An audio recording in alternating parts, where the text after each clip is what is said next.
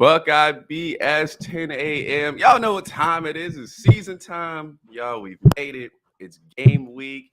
Chat, I see you in here. Charles Green had the first chat, so let me shout him out because he was in early, 9:25. Nobody was early today. He actually coaches the Little Red Dragons, trying to get a victory over the Howling Tigers. So everybody wish Charles a good game, man. Wish him that. Appreciate you having it here early. Got my guys Ron, got my guys Mike. Cam will be here later. Good morning, y'all. It's game week. What's going on? Good morning. Let's go Dragons. Yeah, let's go Dragons. I'll say how we feeling. So let me get this out the way early. We got a busy one. We got a good show for y'all today. We're gonna preview the Indiana game, all that good stuff. College week 0. We got football going on. We also have a busy week for y'all. So let me get this in. And if I screw anything up or I miss anything, y'all let me know. We got a busy week for y'all. Got the show today. Obviously, Buckeye Roast, 8 a.m. all week, check that out. So we had the Penn State show back on Friday. Make sure you check that out. It's a good show. I need to know what's going on with Penn State this season, one of our biggest contenders. So check that out to get that. We did a good show there. Saturday after the show, Ron will be back on Bleacher Report immediately post-game following the Indiana game. So they invited us back. Ron didn't screw it up. We bike. He did a good job. So if you haven't, check out that Bleacher Report ad. Get that in there. Ron already has his show up there. We'll be back there. We have a pregame show Saturday morning, so that will start at 10 a.m. and it'll end at 7:30. So pregame show 7:30. It's gonna 10 a.m. to 11:30 next Saturday. You said 7:30. We will not be live for 9 hours. We will be starting at 10 a.m. and go until 11:30 up to the game. Give you a little half hour to get your drink, get your smoke, get your breakfast if you're inclined to those things. It's a party. It's week 1. You're drinking and smoking at 11:30. Yeah, talking about cigarettes. Talking about cigarettes. Everybody got their cigarettes, Black and mild. I'm talking big loud. Yeah, okay. Look, some of y'all might need AA. Wait till 12 p.m. Nah, it's game day. I'm drinking it there. I might be in there with a mimosa, man. You know what I'm saying? Okay, all right. Bailey's in the coffee, baby. I'm cool with that. Hey, man, you ain't never had a cinnamon toast crunch shot? Come on, man. Now you got to give me a breakfast shot, yeah. All right, so that pregame show is going to be 10 a.m. on Saturday. Make sure you tune in. We're going to have a good time. Wednesday, Mike, what you got Wednesday at 7:30 Eastern? 7:30 Eastern, we have our national show. We talk all college football, so definitely pull up. You got Cam, Disney, EG in there, and myself. 7:30 Eastern, 6:30 Central for our Central vote. Yes, sir. Yes, sir. Most definitely. And finally, Thursday, State of the Program is back. Me and Chris Drew, 7 o'clock Eastern on Thursday. We bringing the wine out, and we will be doing some shots on the show. I will alert you to that when we get closer. But yeah, it will be a drunk show. So Thursday, happy hour. Bring your drinks. We're gonna hang out, have a good time. Cannot wait for that. And that is all the plugs I have. Was good, chat. Y'all ready for the season? So today we will talk week 0. We're going to talk the projected starters, who we will start in our lineups. We will get into the Indiana preview. And then we still have not got a quarterback announcement. So Ron shared his thoughts on that on Monday's show, I believe. So we will talk quarterback, see who's going to start. Ready to get into it. Y'all got anything before we jump into this? Drop your nuts, Ryan Day. We need a quarterback. Let's get this started. Let's get this going. All right, so let's get into it. So Mike put in some hefty hours yesterday on the playback. He saw the game, so I will start with him. Mike, week 0, Notre Dame obviously played. By the time I turned the game on, it was like 42-0. So not much for me to see, but we got them in a few weeks. What did you see from Notre Dame? Give me your overall thoughts. It was a week 0 game. Obviously, Notre Dame wasn't showing everything. But from what you can take, they obviously have a better quarterback than they have had in a while. They brought up his stats on there, and it was like double, almost triple of what their previous quarterback started off their season with. It was Navy that they was going up against. Navy didn't have a D-line at all. I will say this. The running back is for real. No arm tackling this guy. arm tackles will not work on Notre Dame's running back, Ohio State. I definitely think that week, Jim Knowles doesn't like to practice tackling. I think that's definitely a week that they should be practicing wrapping up guys because he is a force. And they zoomed in the camera on him while he was on the sideline. Dude, biceps is crazy. Now, Sam Hartman, like I said, he's a better quarterback. I do think that there are some timing things that they're going to have to work out. He could have had some better ball placement. Even analysts saw that one of his passes could have been a pick six, especially if it was against better competition. My worry for Notre Dame is the level of competition that they're playing right now while they're working on their timing might not be the same timing when it's time for them to go up against an Ohio State caliber team. So I think that that's something that, they have to get together. Notre Dame fans was going crazy. They put Sam Hartman for Heisman. They didn't already put their money down. And they didn't already put their money down that Notre Dame beats Ohio State. So it's crazy. Bold prediction, very early. Put them on the record, as y'all say. Yeah, man. Yeah, it was honestly not a very close game, but might give you some good points of that. Also, too, USC played yesterday. Nigga, I saw some of the game too. The fuck? I don't get to talk about it. God damn. Are you our national guy or you are a Buckeye roast This nigga just said, yeah, I know Mike watched the game. Fuck that nigga, Ron. What? Go ahead, I watched Ron. the game. Your thoughts on the game. Everybody, go get a drink. Number one, we got to get Marcus Freeman a bigger shirt. What was my nigga wearing out there, bro? He was out there in practically a fucking Under Armour tight out there, bro. He looks like he could fucking play middle linebacker for them tomorrow. Bro was definitely doing the fucking strength program with them. So shout out to Marcus Freeman looking like an absolute fucking unit out there. But as far as the fucking game, Jaden Greathouse, 2 touchdowns. I remember coming into the season because I know Notre Dame was in on Cornell Tate. They were in on some of the other big wide receivers in this class. And I remember one specific message board post saying, yeah, landing guys like Jaden Greathouse is cool, but you're not going to be able to compete at the highest level if you keep missing out on these top guys that like Ohio State's getting. Jaden Greathouse had 2 touchdowns in his season debut. So shout out to him. I thought that was a big game from him, and it shows that it's not always about being a 5-star guy. It's sometimes about having the best opportunity for yourself. So it was dope to see a guy like that who, some fans weren't as excited about get out there and, to prove his worth. He was a high 4-star guy. A really good prospect. So to see him come out and shine in his debut was pretty cool. We're big wide receiver guys because that's the only position that we recruit at Ohio State. So I'm quite familiar with the name. So to see him go out there and do that in his debut was pretty dope. Sam Hartman, a big fan. I love the show QB1. I thought he was good on that show. So to see him still playing college football at 35 is dope. And you know what I mean? To see that opportunity for him. I saw our guy E say on the timeline, you mean to tell me you guys are surprised that a guy that's 24 is playing well against Navy? I mean, I know it's Navy and I know he has a lot of experience, but he went out like when you're playing bad teams, you want your team to go out there and dominate. And that's exactly what they did. So, I mean, I know they struggled a little bit early. I talked to Mike like halfway through the playback and he was like, man, Navy could be winning this game right now. It was only 14-0. I didn't say winning the game. No, you said it could have been close. Yeah, you said they're playing themselves out of the game. I think Navy could have been more competitive. This was the most undisciplined Navy team I have ever seen out there. From the fumbles to the multiple penalties to the quarterback throwing a dot for a touchdown, and then the 2 wide receivers running into each other. Like, it was the most undisciplined team ever. But this is a new coach. They said that they have never seen a head coach with so many hobbies outside of football. I don't know if that led to it, but I ain't never seen a service academy so undisciplined. It was terrible.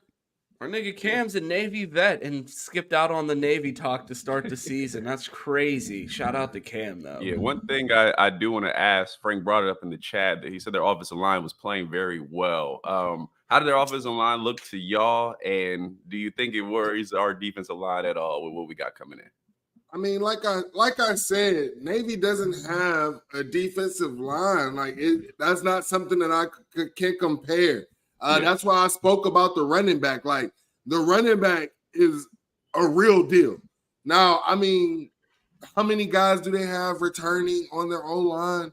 And then I know the guys that we're having. Like when you're thinking about the guys that we're having, I just need to see them probably go up against NC State, who they'll go up against before they play us. I need to see them against better competition, some guys who actually have that type of depth at the D-line, that size at the D-line, because it was just an overmatch. All right, sounds good. So that was your little Notre Dame preview. Obviously, we got a couple weeks, so we'll get more from them as the time goes on and more for our team. Let's jump into USC, who we seen play last night, and I will go back again to you, Mike. I know you watched the game live. Caleb Williams doing his thing. Stats was good. Zach Branch sighting. Saw him return a kick. So give me your thoughts of USC. Man, USC doing what USC does. I mean, the offense is what it is. I will say that when it comes to the offense, I am worried about their O-line. And then I'm also worried about wide receivers not always getting open on the routes and Caleb Williams having to use the scramble drill to get guys open. That's something that I'm worried about. But, they do have so much talent around that team that it's early in the season. Those are things that they can get better at. So I'm not going to judge them now. Plus, it's vanilla, right? You weren't showing too much. It's San Jose State. Defense. I think the defense could have played better against San Jose State. San Jose State started trying to climb and fight back. But obviously USC talent, skill was too much for them to handle. But I think Alex Grinch, man, it's looking like the same Alex Grinch. I don't see him progressing. I do know that some people are high on Alex Grinch, thinks that he's a really good coach. I'm of the belief that he's not. There's a reason why Ryan Day said, this guy. I'm good. Let me go get Jeff Hafley. So that's how I feel about USC. I think it's going to be a battle in the Pac-12. I don't think that USC's path to just winning the Pac-12 is as clear as people thought right now. I think this nigga Chris Drew wants to go into timeout. He just fucking said Alex Grinch is a goat. I mean, I have a saying, anyone that has Alex Grinch running their defense is unserious about competing for a national championship. These niggas are not going to get to the Pac-12 with that fucking defense. It was fucking disgusting.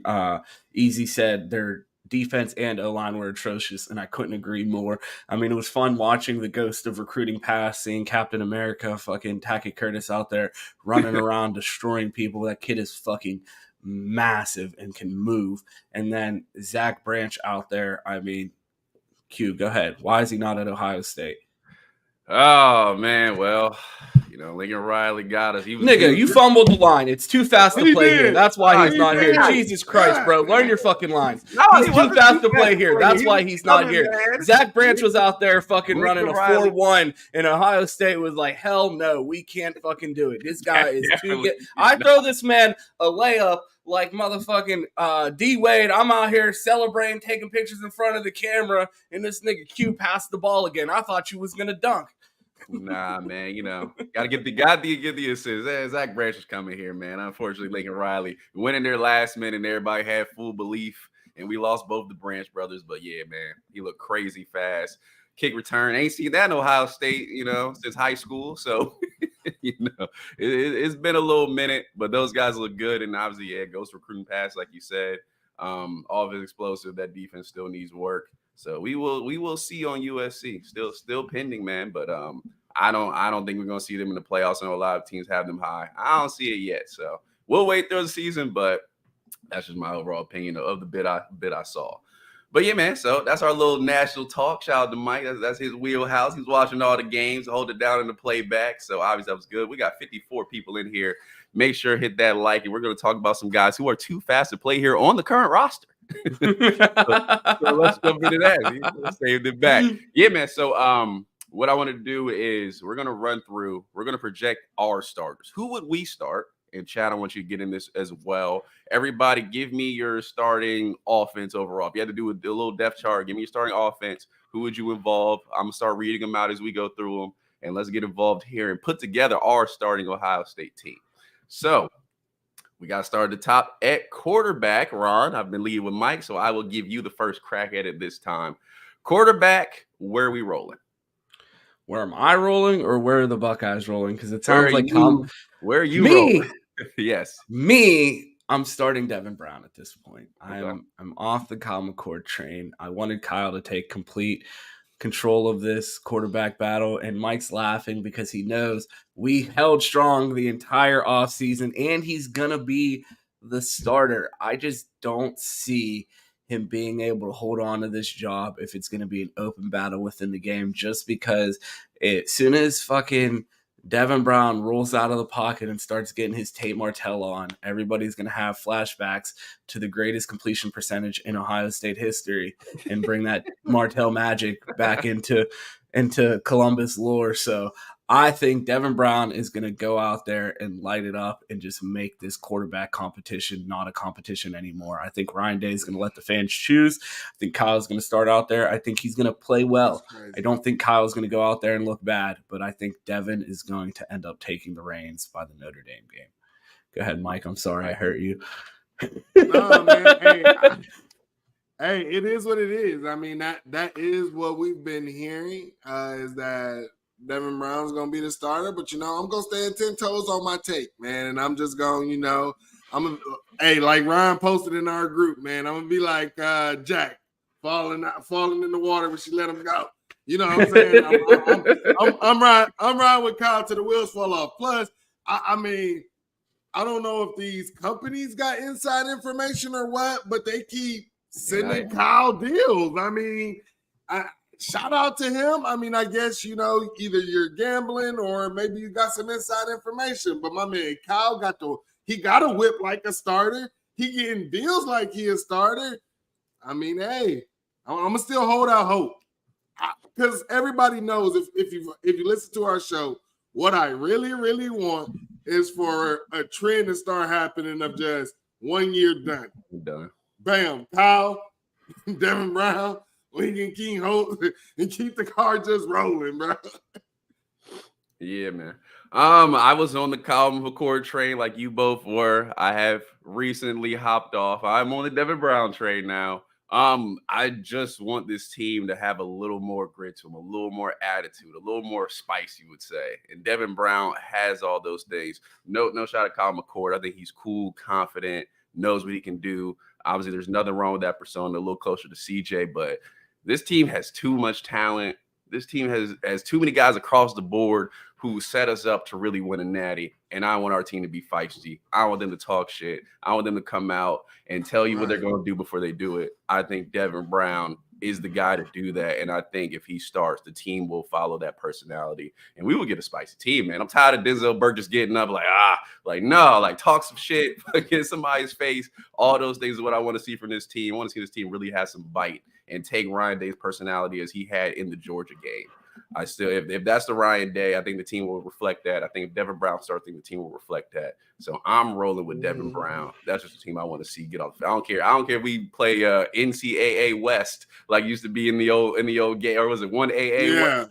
Like this, I don't care who is stepping off. I want this team to come off with their heads on fire. So that's where I would roll there. All right, so we know who wide receiver 1 is. We know who wide receiver 2 is. But who will start at wide receiver 3? And let's just go. Okay, tell me who your wide receiver 3 is, and then let's go our 6 deep from there. Let's do that. Okay, and then after that, we will do. So we're gonna give our wide receiver 3 that we're gonna start a 6 deep, and then give me your predictions of who will be the leading receiver not named Marvin Harrison Jr. or Emeka Egbuka on Saturday. All right. So Ron, you made the rules, so you go ahead. Number 1, the starter, the first wide receiver that we're going to see on the field not named Emeka Egbuka and Marvin Harrison Jr. is going to be our guy, Julian Fleming. Okay. We know it. He's a vocal leader on the team. He's the number one wide receiver in the 2020 class. We know that's Heartline's guy. We are going to see Julian Fleming. Me? I'm starting Carnell Tate. If niggas are telling me we have 2 Marvin Harrison Jr.'s on the team, I'm playing both Marvin Harrison Jr.'s. Like, what the fuck are we doing? That's like, oh, we got 2 Chase Youngs. We sit the other one. What? What? Why? Play both of them. If Carnell Tate, either stop blowing smoke up our ass. If he is not Marvin Harrison Jr. 2.0, don't tell me that. And if he is, fucking play him. Like, what are we debating about? Did we at any point last year did we think, wow, man, Julian Fleming and Marvin Harrison Jr. are really similar receivers? No. So why would we put not Marvin Harrison Jr. 2.0 out there again? If Carnell is who they tell us he is, it must be Carnell Tate. As far as who I think that person's going to be, as wide receiver 3 with the most yards, not named Marvin Harrison Jr. or Emeka Egbuka, I think it's going to be Jaden Ballard. I think he's going to show people that he's too fast to play here and put some crazy play on film, whether that's taking a slant to the crib or just running behind the Indiana defense. I feel like Jaden Ballard will get loose for a long catch, whether that be in the first quarter or the fourth quarter. I think Jaden Ballard is going to do something spectacular in the first game that runs up his stats. Mike.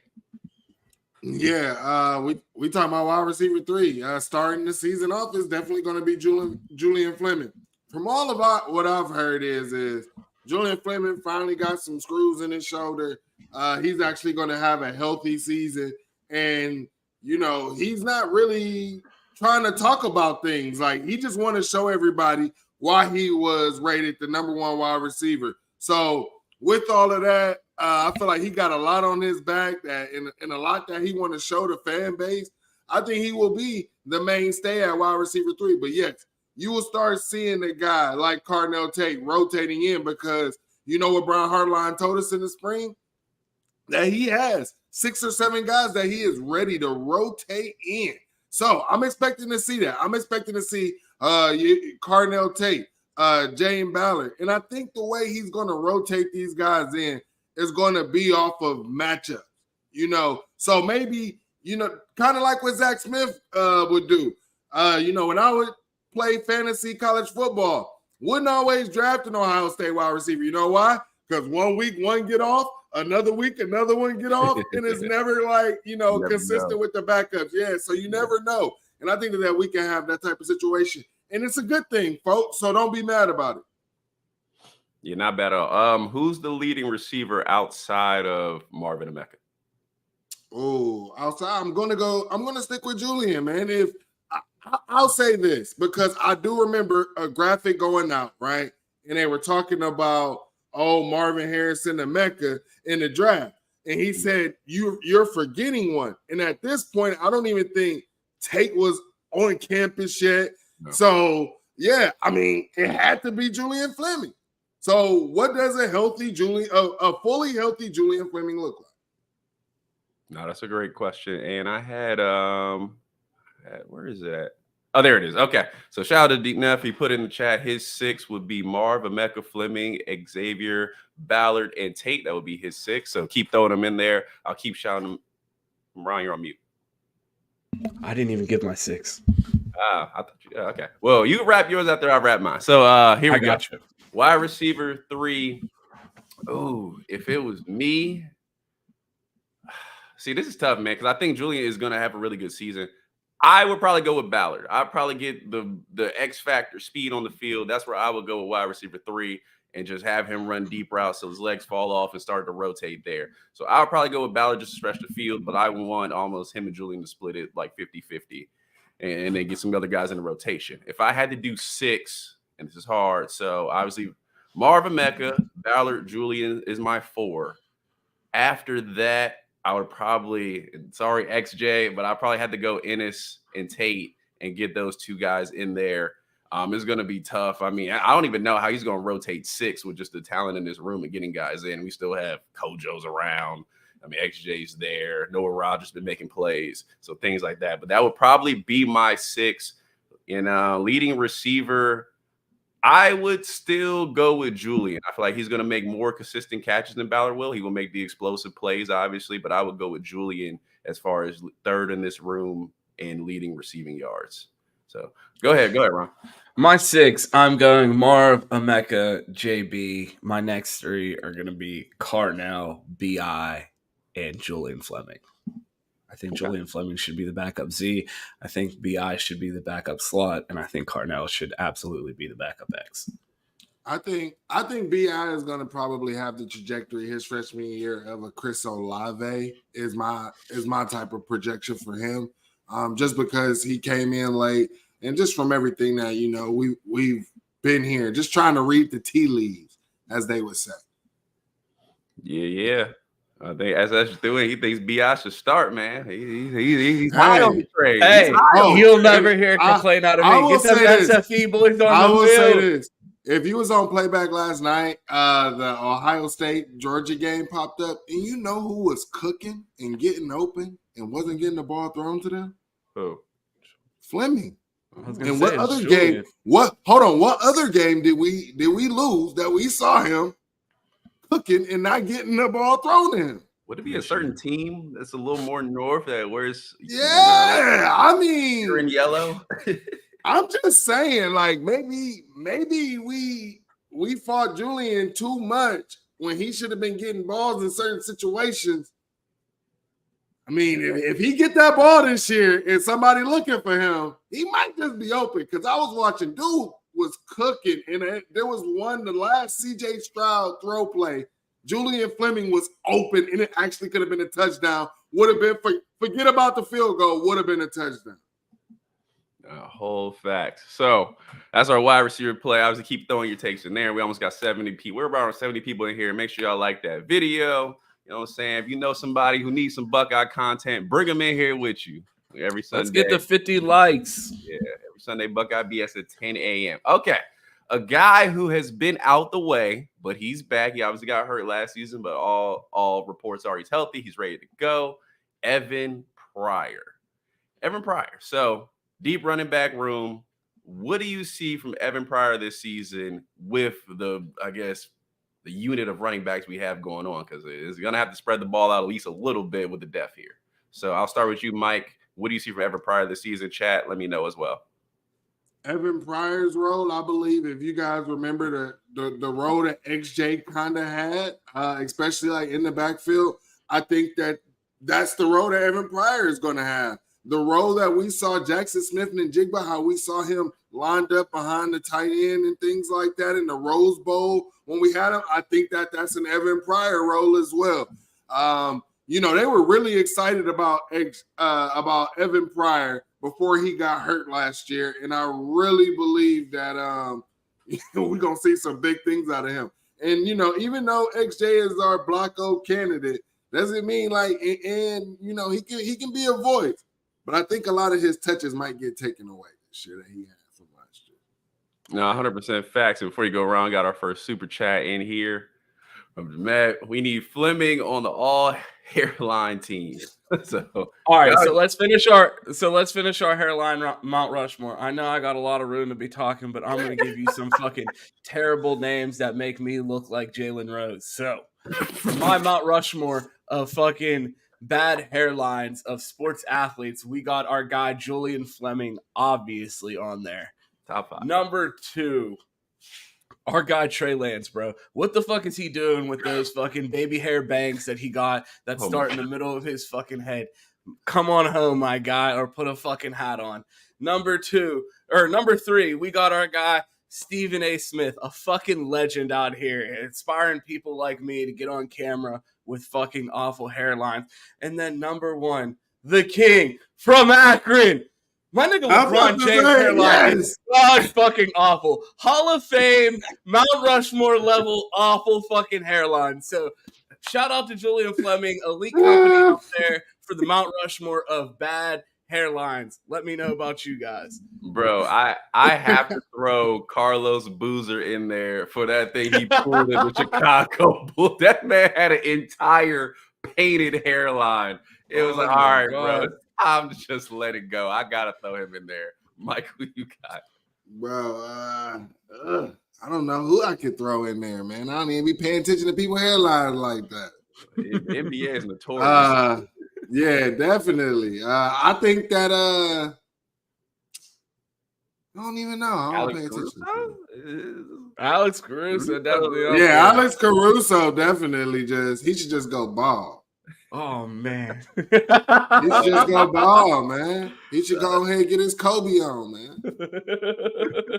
Oh man, I appreciate definitely appreciate the 5. Y'all got any comments you want to pop up here? Go ahead, super chat. We really appreciate it. So, Ron, you can hit us back. Go ahead and hit us with your Evan Pryor take.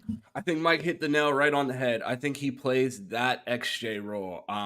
Jet sweeps, screen passes. I think he's just so dynamic and so quick. I think he adds a home run ability to the offense like JB and Trey. I like having that speed out there. Those guys really able to just take something to the crib. Like, I want to see drives ending fast because of 70-yard runs and passes and things like that without having to fucking take the top off of the defense with the passes. So if we're able to crib a slant or take a fucking jet sweep to the crib from, 60 plus out, I feel like those guys need to get on the field. So I'm hoping that Evan Pryor is going to, I'm hoping that Ryan Day is going to find unique ways to get Evan Pryor on the field, because I just think he's too fast not to be on the field.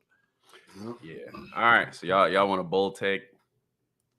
Oh shoot. All right. So what they told me last year, all indications said that Evan Pryor was an NFL back. They said that last year coming into the season. All right. I think if Evan Pryor is healthy, we are gonna see a 1-2 punch in this running back room. I think it will be Travion Henderson, and I think it will be Evan Pryor. Will it be better than Michigan's? Yes. If Evan Pryor is what they told us he was, he had patience, he really could hit the hole well, what Trey was not doing last season. And once he gets to the second level, the line was, when you get a guy to the second level, recruiting takes over. You're talking about a 10-8, 100-meter guy. He's moving. Travion's moving.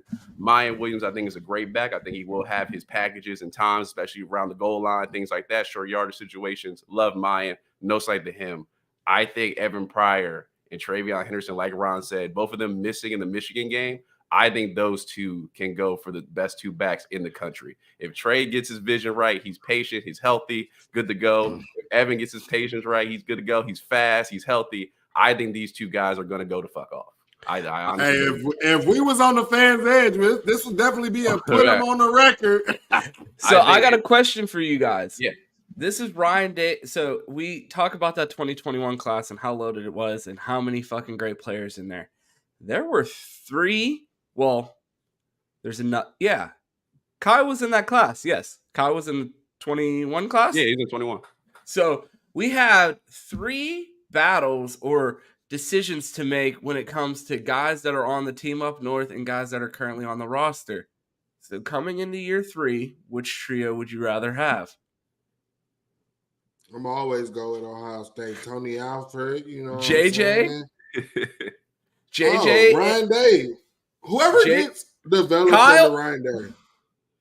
Would you rather have Kyle McCord and Evan Pryor or JJ McCarthy and Donovan Edwards? Which duo would you rather have? Whoever's getting developed under Ryan Day. I mean, it's tough given the results. I mean, right now, you'd have to be crazy not to say JJ and Donovan Edwards just because of. And thanks for joining us this Sunday, Q. I don't know what this nigga's talking about. I don't ever want that bitch on my team. Fuck JJ McCarthy. We don't want him around here. I just can't believe he said, I thought he was going to say the Don. And I was like, yeah, I'm hearing you. I want Donovan Edwards on my team. This nigga's going to get on here and say, I'd rather take JJ McCarthy. Man, fuck that. I'd rather start Brandon Ennis at quarterback than motherfucking JJ McCarthy. I cannot believe you just said that. Oh, my God. If we are going to see, hold on, Mike, who is this guy? You just said he was JJ McCarthy as our fucking quarterback. Ron set you up for this because that's why he did that pause when I was saying anything that Ryan Day has. What the fuck? There was only one answer, too. That's what I'm saying, bro. Start Cam Martinez at quarterback over that nigga JJ. What are we doing? Anyone. Hold on. If that take didn't finish with "I'm just playing," then there was no reason to let you finish. You ain't know what I was gonna say because Ron kicked me out before I even finished. I was done listening. When it comes to quarterback, when it comes to quarterback, flat out, you're not taking a Ryan Day developed quarterback over a Jim Harbaugh quarterback.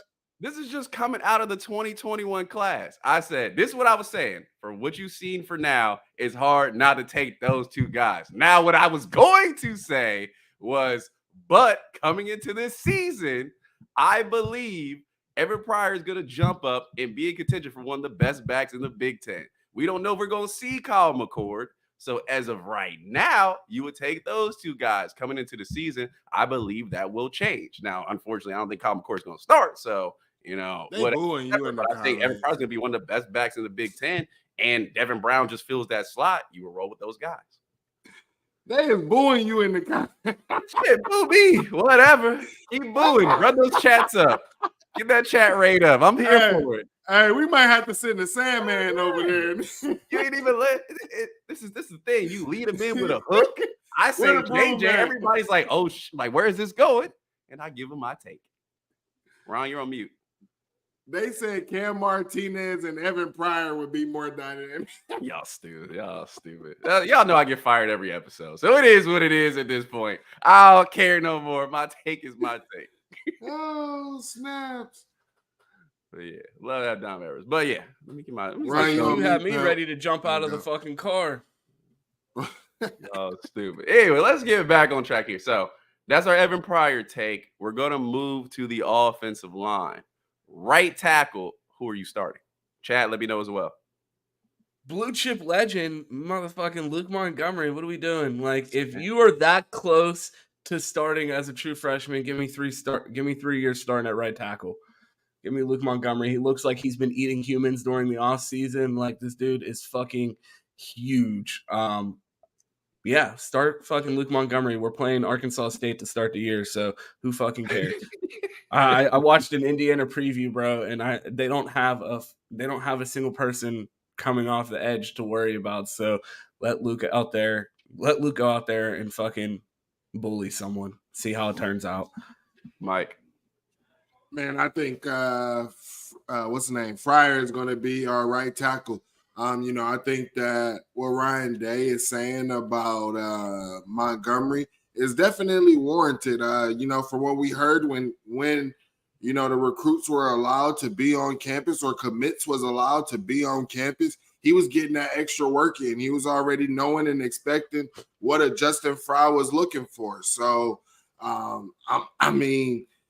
everybody is saying him, but I don't think that it's going to be him. I remember when Josh Fryer got out there, man, he actually looked pretty good and when he had to fill in for DeJuan Jones. And I think that he can build on that. He had been working at left tackle, which kind of, I think, maybe hindered his development a little bit at right tackle. But he said that since he's been at right tackle, he's felt more natural. He didn't mind it. And I think that he's going to be our guy. But hey, so we have a bunch of guys battling at right tackle this year. We're likely going to lose Donovan Jackson and Matt Jones this year from the offensive line. Which one of these guys battling at right tackle do you think is the best candidate to kick inside at guard next year if they don't win the tackle position? Josh Fryer. I always thought he was a guard. Somebody on this show told you Josh Fryer was not a left tackle. I don't know who that was. He might be at the bottom of this screen. You might find him at CBoy Quentin on Twitter with the solid takes. But somebody told you he wasn't a tackle. I told you he was a guard. He cut his teeth at guard. He got popular at guard. He's a guard, man. He's got another year. Throw him, kick him inside. Luke Montgomery is your guy at right tackle. If it's that close, roll with it. If it's that close, roll with the younger guy. Like I said, like Ron said, give him 3 years, maybe 4 years at tackle. Solid up that spot because we've had tackle fears for coming for a couple of years now. That's a good solid piece to put there, and that's how I'll roll with this offensive line. I don't know. I'm still gonna go with Fryer on the outside right now. But like my thing is Luke Montgomery is just where I see him in the future. I don't see him on the outside. Like in the NFL, I don't see him on the outside. I see him on the inside, actually at guard.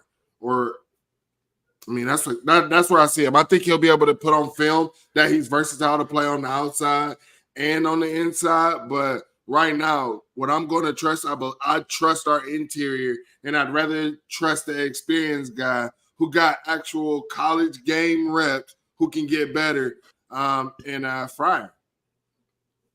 That's solid. And dude likes actually when people doubt him, bro. Like he actually likes that crap, bro.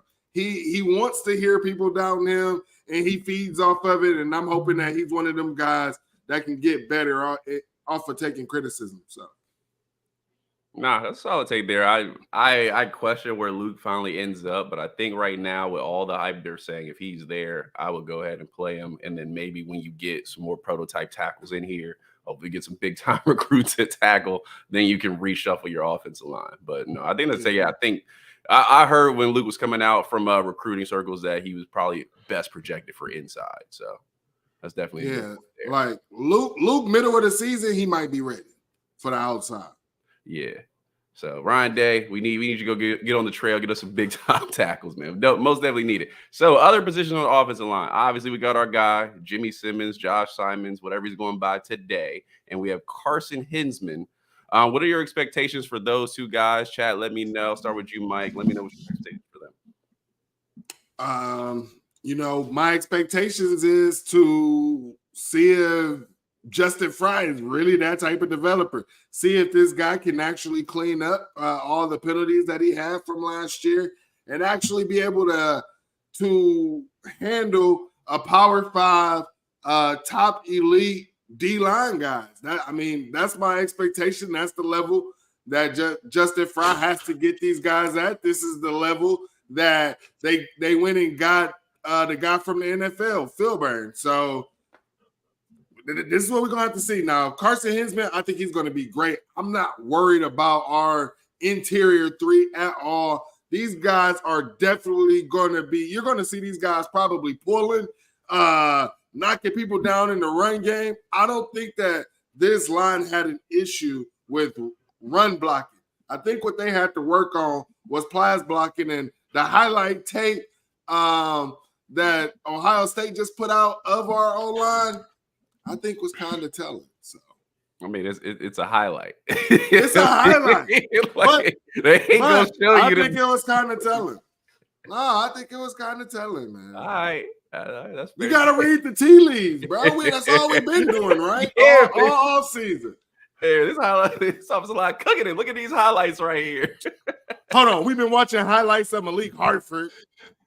Ron has been watching highlights of Malik Hartford. On repeat, he has it on. that huddle tape's got over 10 million views, and that's because Ron just keeps it on loop in his room. Ron, what's your expectation for the offensive line with Josh Simmons?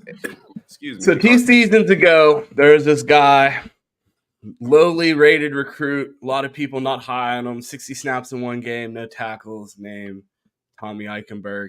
And a lot of people were nervous about him coming in and playing at linebacker. And I told myself, this guy had a rough year, but I'm going to believe in him blindly because he's going to be playing. And I just got to roll with it until proven otherwise. And I'm taking the same approach with my guy, Jimmy Simmons. This nigga's a starting left tackle, whether I like it or not. So I'm going to lie to myself and tell myself that he's going to be great. I love the name Jimmy Simmons. I think it's fucking badass. We got to get this dude a fucking guitar for post games or something because he sounds like he should be fucking playing at Woodstock. But Jimmy Simmons, that's my guy. That's going to be our guy, whether we like it or not. We have no other left tackle. So we need to start lying to the world and lying to ourselves because it's all we fucking have. Because whether he sucks or not, that's our left tackle. So he's our guy. He's going to be the best tackle in the country until proven otherwise. So, I'm to the point where we're so close to the season, I can't really fucking be mad at some of these guys because they're playing whether I like it or not. So I got to get behind them because the season's here. And if they're shitty, then you're going to absolutely hear from us during the post-game reaction live on Bleacher Report immediately after the game. So if you want... If you're not believing in this offensive line, it's too late. We're 6 days away from the season. We gotta buy in. We gotta buy in until proven otherwise. We're about to beat up on some scrubs for the first couple weeks of the season, so we're gonna be able to lie about these guys. So get hyped because it's gonna look like we have the best offensive line because we're gonna be playing against 230-pound defensive linemen the first couple weeks. So get hyped. All right. So Josh Simmons, I'll buy the hype you just sold. I'm with it. Let's roll with it. Obviously, he looked athletic. He needs some tune-up. We saw what he did at San Diego State. Think he's going to be better here. Think Josh, good Lord. I always want to say Josh Fryer. It's Justin Fry. Good Lord. Justin Fry will get him right, and we'll be good to go. And Carson Hinsman has had for a guy rolling in, starting at the center, he's had a quiet offseason. So that's telling me he's taking care of his business. Like, it's not a lot of worry there. It's not a lot going on. It's been very quiet on the front. It's just, hey, Carson Hinsman at center. Let's roll. So that gives me a lot of confidence. Like Mike said, I think this interior three is going to be up there for one of the best in the country. As long as these tackles get right and we figure those out, I think we'll be good to go. So that's my offensive line take. Defensive line, we're moving over. So let's get crazy here. Defensive line. Where are we looking at with sacks? How disruptive is this defensive line going to be? We heard Cam. We set him up last week. He ran on a rant. Quick takes here for the defensive line. Mike, where's this defensive line at? Are they running up these sack numbers this season? Yeah, they're definitely running up these sack numbers. I think what you're going to hear is coaches that faced this Ohio State team last year, they're definitely going to tell you this isn't the same Ohio State team the past couple years. You're talking about, as we said, our guy Cam, what he has always talked about, that interior pass rush. When you're able to push that line back and them quarterbacks aren't able to step up in that pocket. And I mean, you want to talk about like the games that we watched yesterday, the Notre Dame game. That's what I was able to see Sam Hartman do, sit in that pocket, step up in it. Same thing when I was rewatching the Georgia game. I watched Stetson Bennett be able to step up into a throw. If he wasn't able to step up into that throw, man, it could have been intercepted with our guys who always getting cooked anyway, maybe on the throw. But I think that also these sack numbers is going to help out the DBs as well. No, 100%. Ron, where you at with the defensive line play? How elite do you think it will be? I think it's going to be beyond elite. I think it's going to be in the conversation for the top 5 defensive lines in the country. I think they're going to cause hell back there, and I think they're going to run the sack numbers up early in these first couple weeks. JTT and Jack, I think we're finally going to see the duo that everyone expected playing in their natural positions when they came in as top 5 recruits in that 2021 class. So I expect big things out of them. I think there's going to be a huge push on the interior, a healthy Mike Hall, Tyleik Williams, Tywan Malone, all of those big bodies, Ty Hamilton. I think this defensive line is going to wreak havoc, especially week 1. I know they got a little bit of a scrambling quarterback. I think he might try to do a little bit extra with his legs and get caught back there by some superior athletes in JTT and Jack Sawyer. So I'm excited to see them get after the quarterback, and I do think they're going to at least have a pair of sacks coming out of week 1. Yeah, and I'll follow you. I'm right with you. I'm hoping these guys are like, hey, let's compete for sacks this season. Let's see who really gets after it on this defensive line. Like, we have probably the best 2 deep in the country. We've said that. We think it's going to be the best. I know our guys over Penn State said they were going to have the best D-line in the country. But we're not undersized here, and we got dudes that can roll. I think this defensive line is going to go crazy. This is probably one of the groups, probably maybe top 3 that I'm excited to see this season. And that's beyond, like, I know quarterback, everybody's excited to see quarterback. Like, I'm ready to see D-line more than the quarterback. I'm ready to see these dudes cause havoc. That's what we've been known for, putting guys in the draft, things like that. I'm ready to get back to that. So defensive line, let's roll. Next question up on the defense is starting nickel. We heard 3 guys named. Where do you feel like who's going to start here? I know who Ron's going to say, but Mike, I'll start with you so he can get his take ready. Who do you think starts at nickel? I don't know. Are we doing the 3 safety nickel, or are we doing the 3 corner nickel? Because Ryan Day told me that he'd rather put corners out there, but then Jim Knowles keep hitting me with these goddamn safeties. So instead of nickel specifically, how about we give our 3 safeties and we give a 3 corner rotation. So give me your 2 outside corners and then your 3rd corner that'll be rotating at nickel, and give me your 3 safeties. I don't even need a position on them. The 3 safeties that you expect to see on the field, because, you know, Jim Knowles, like someone said last night, plays everyone in different positions. He has a million names for every fucking position: transformer, adjuster, bandit, fucking Herbie fully loaded. Like, I don't know what the fuck these positions are called at any point. Exactly. So let's just 3 safeties, 3 corners.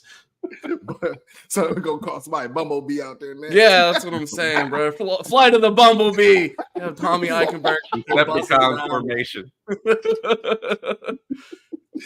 Bro, yeah, so I think our two outside guys at corner are going to be Davidson Igbinosun and Denzel Burke. Because from what I heard from their interviews, I don't even think I heard Iggy talking about him working in at the nickel, but I did hear Jordan Hancock say that he has been working. And I remember, like I said, Ryan, they said he'd rather have 3 corners out there on that slot.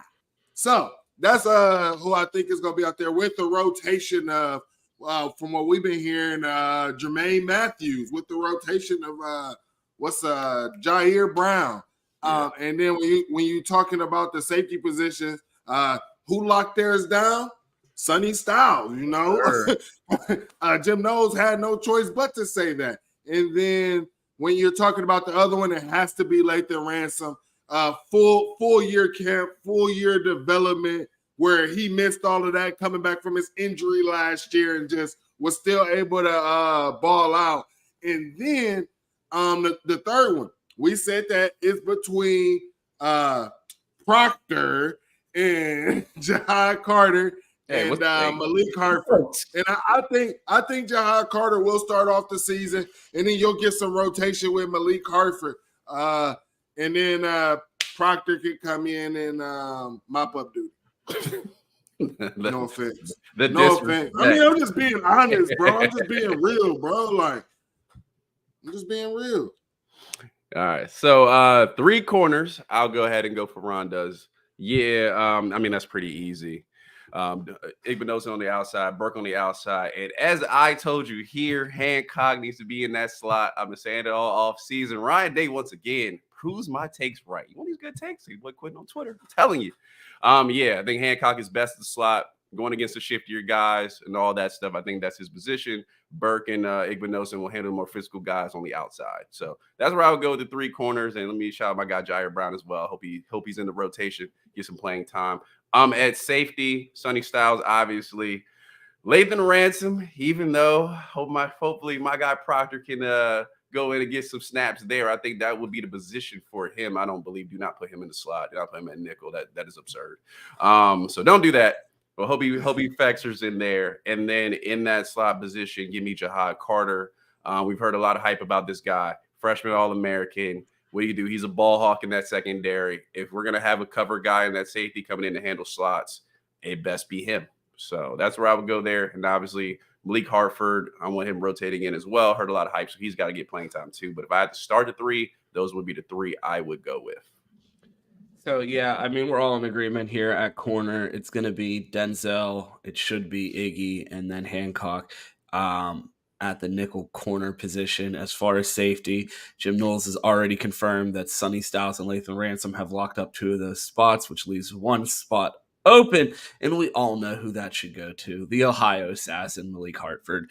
He needs to be starting at free safety. He's a ball hawk. They talk about his speed. They talk about the weight that he's put on this year. I mean, he was already taking heads off last year at 180 pounds. He's playing at 205 now.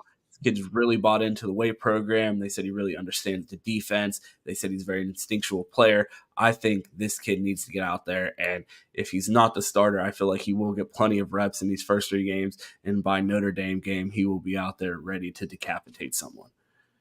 Most definitely. Bring some physicality back to the secondary. This is probably, again, in my top 3 positions I'm looking forward to seeing this season. And obviously look for a major upgrade. And yes, my answer to someone's asking what number Carter was. He is 14. So if you catch those highlights, that's where he's at. We got pretty much 80 people in here. Go and like that video. We're trying to get to 50. Let this video jump. Guys are giving good takes here, and we're going to move on to linebacker. By guys, he means me and Mike, because he's been giving bullshit this episode. I appreciate him showing up and being a part of the show, but jeez. Quality content here. Yeah, so CJ Hicks, but with these linebackers, what are we looking at? I'm just gonna throw it out there. What are we looking at linebacker? Who plays? Who's sitting? Let me know, because CJ Hicks has to play. So I'm gonna start with Mike, since Ron just dissed my takes. So Mike, you get to go first. Let me know, where does CJ Hicks factor in? Who starts? Who plays at linebacker? Well, obviously, who's starting is Tommy Eichenberg, Ryan's guy, and then Still Chambers is going to start. Now, I'll tell you this.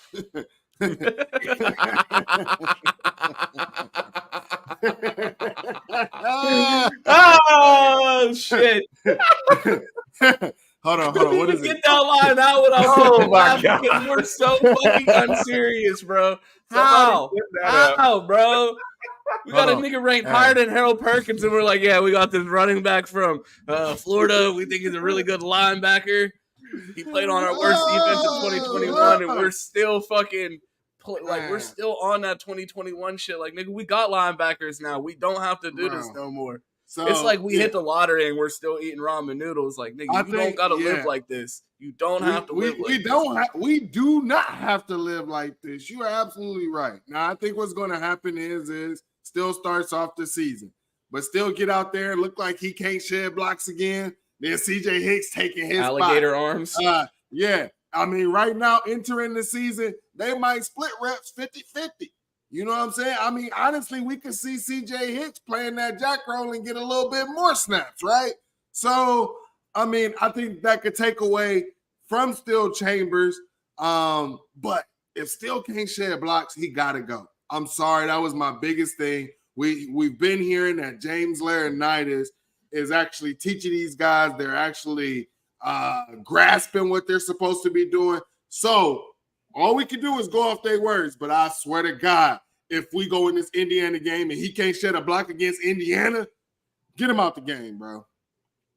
I don't think we have anything to worry about there in that aspect. I feel like Indiana would fucking be given a tough game by Slippery Rock this year, so I'm not expecting much there. I think Still's gonna do his job, but like, I mean, you saw the reaction. Like, I'm over this not playing CJ Hicks bullshit, and I swear to God, if he's not, immediately after the show, I will be on Bleacher Report streaming an instant reaction, and I will fucking be firing people if I feel like I didn't see enough snaps of CJ Hicks. Like, I'm done with this bullshit, and I swear to God, I will be starting a campaign every fucking week to fire a coach until I feel like CJ Hicks is playing the proper amount of snaps this year.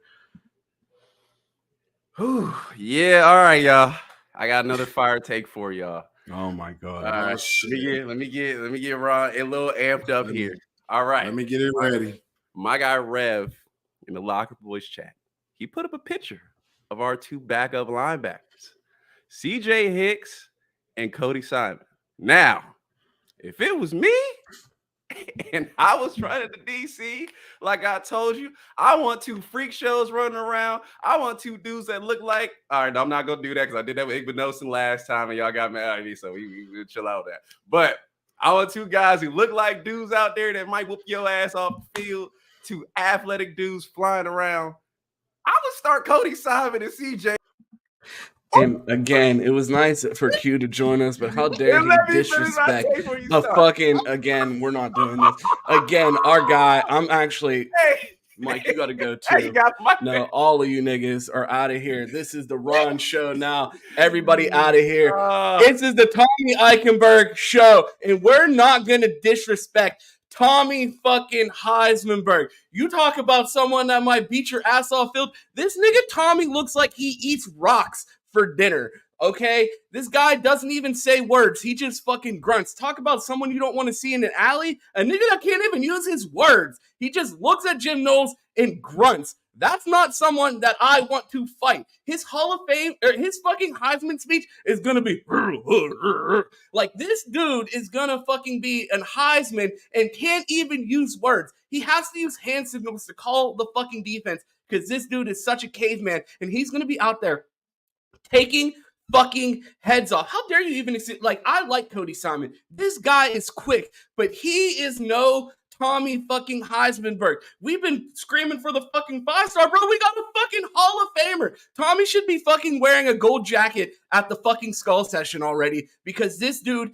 is that fucking elite. And any suggestion that Tommy should come off the field other than to get a massage or get a fucking Gatorade, I'm not fucking hearing it. So I'll let you guys back up here, but don't suggest no goofy shit like that again. Tommy needs to be playing every snap possible unless we're preserving his body for him to be elite in the playoffs. So that was cute. That was a cool little segment, but let's be the fuck for real. Tommy's going to New York this year, and no one's stopping us. I already fucking booked my flight. Our boy Kasai had the fucking Big Ten championship tickets booked in August last year, bro. I've had my flight to New York booked since January. I know we're going. Me and Tommy, and we're going to fucking be there to accept that Heisman Trophy on behalf of the Ohio State Buckeyes. Now we knew that rant was coming. So now let me finish my take and why I said what I said. Now look, let's rewind the clock a little bit. Let's go back when Cody Simon was healthy the year before last. Dude looked like a missile coming through the line. He was healthy. He started that position. Tommy was not starting. Cody Simon was holding it down. He actually played pretty well until he got hurt, and then he missed the Rose Bowl and all that stuff. And then the legend of Tommy Eichenberg grew from there. Cody Simon, let's not forget, top 100 recruit, athletic dude out in New Jersey. Dude can play. We've heard a lot of hype this season. I don't got to give you no reason why CJ Hicks should play. So we already know that. You want them linebackers to look like Georgia linebackers? And somebody said Gabe Powers too. DNF said it. I give him some love as well. I want some freak shows out there at linebacker. I've heard about the freak shows on the D-line. I heard about the freak shows at safety. I want some freak shows at linebacker. That's just where I would go with it. Y'all can take it where you want to go. Hey, real quick, you brought up that Rose Bowl. Why did we really go that fucking stupid during that game? Like, the fucking stat sheet from that game looks like when you're fucking playing NCAA and you fucking put the game on pro but turn the quarters on 15. This man, Tommy, had 16 tackles.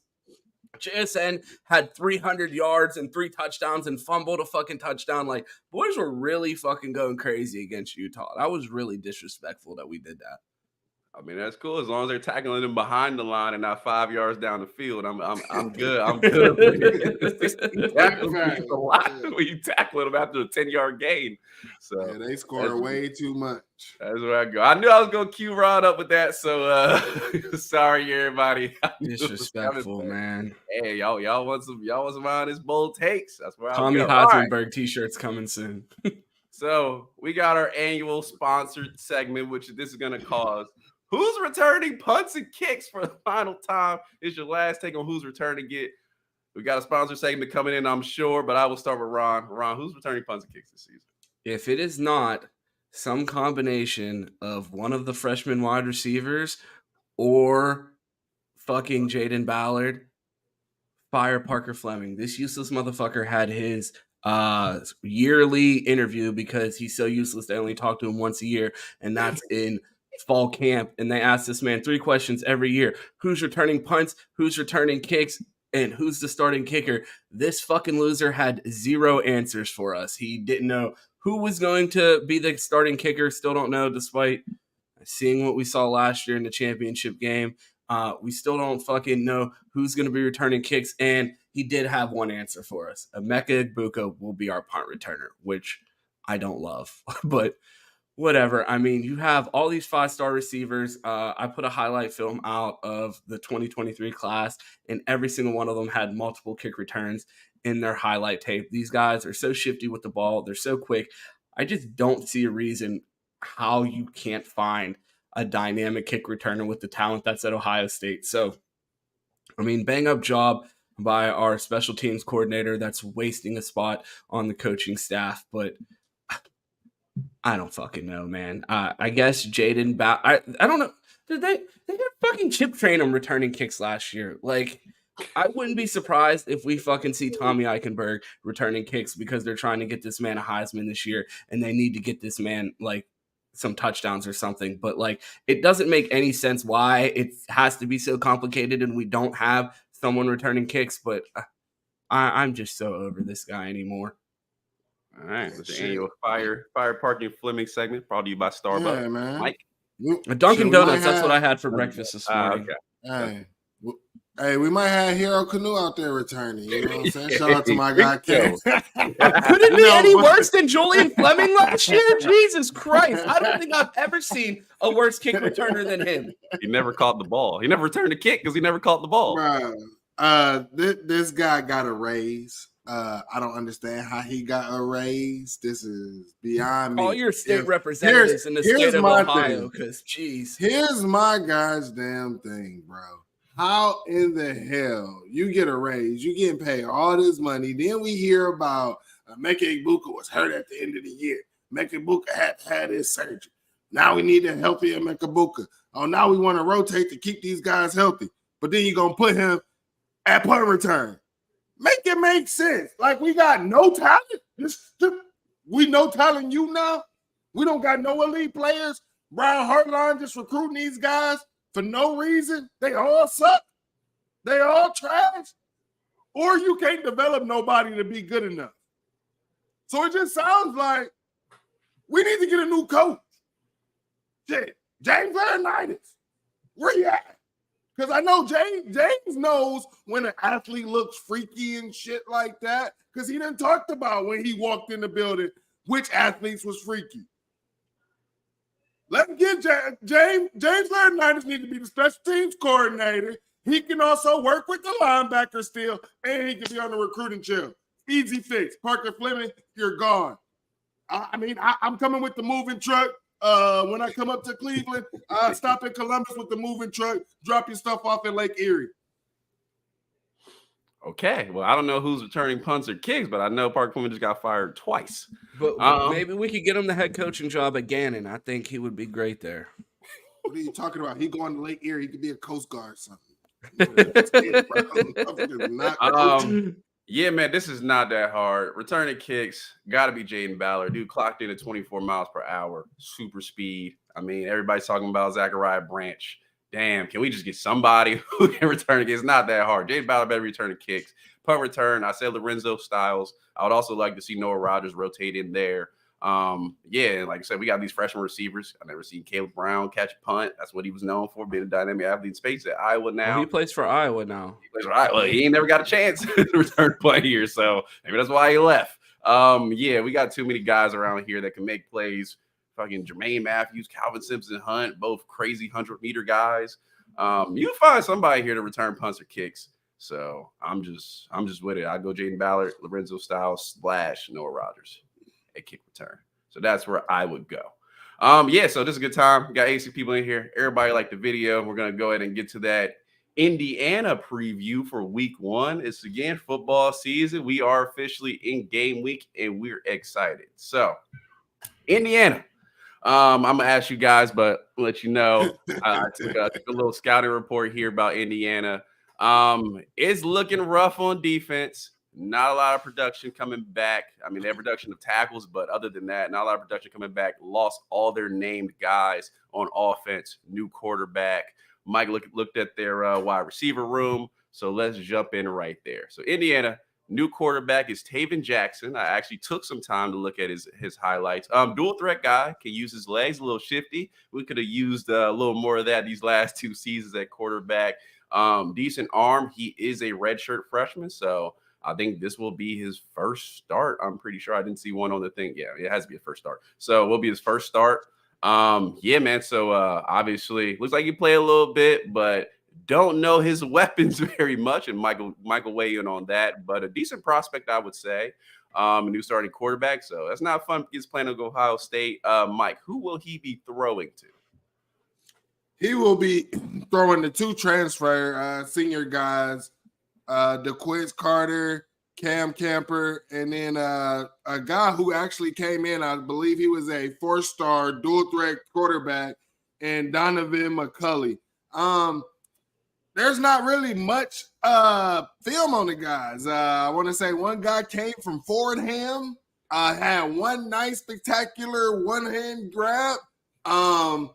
There's nothing really spectacular about these wide receivers. I think if these guys get off against our DBs, then our DBs are going to be trash again this year. So we should definitely have these boys in the blender, is what I'm expecting. I am unimpressed with these guys. Did y'all see anything that y'all like from their skill positions? Because there was nothing that I liked from their skill positions. No, they lost their leading rusher. They lose 3 of their top 6 receivers from last year.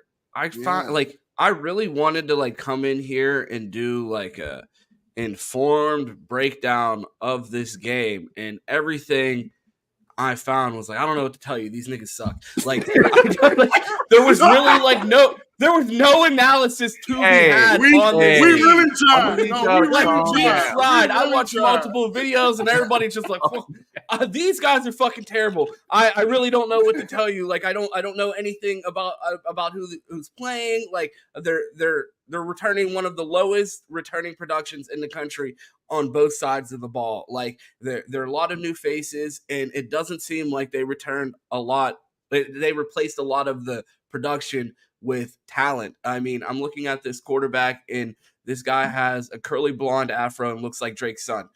Does that have anything to do with his play? No, but if we lose to him, that's embarrassing. Like, I just have my expectations are very low for this guy. Excellent hair. I just don't know about his deep ball. Like, I'm just not sure what to say about this team, and I feel like that's why Ryan Day is so comfortable not naming a starter, because this is a tune-up game for the Buckeyes. I mean, and the crazy thing about it is this Indiana team on paper seems to be significantly worse than last year, but for some reason, I mean, I know we don't have a starting quarterback name, but the line is 28.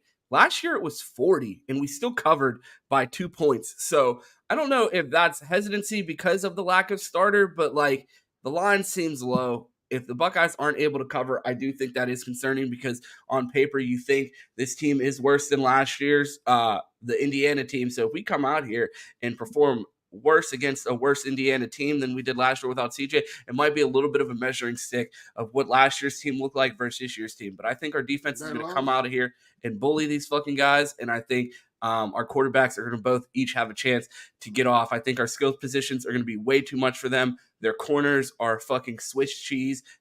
Our wide receivers are going to be running crazy through their secondary. I think both of our quarterbacks are going to look like Hall of Fame quarterbacks out there, and if they don't, they're not the starter. So I would have very high expectations with the weapons that the Buckeyes have, that both quarterbacks should be able to go out there and put up highlight reel numbers. And if they're not, I think that should be an indication of the type of quarterback they have and that we have, and their readiness to take over as a starting quarterback. So I have very high expectations for both quarterbacks going into this game, because they really don't have much to speak for on defense.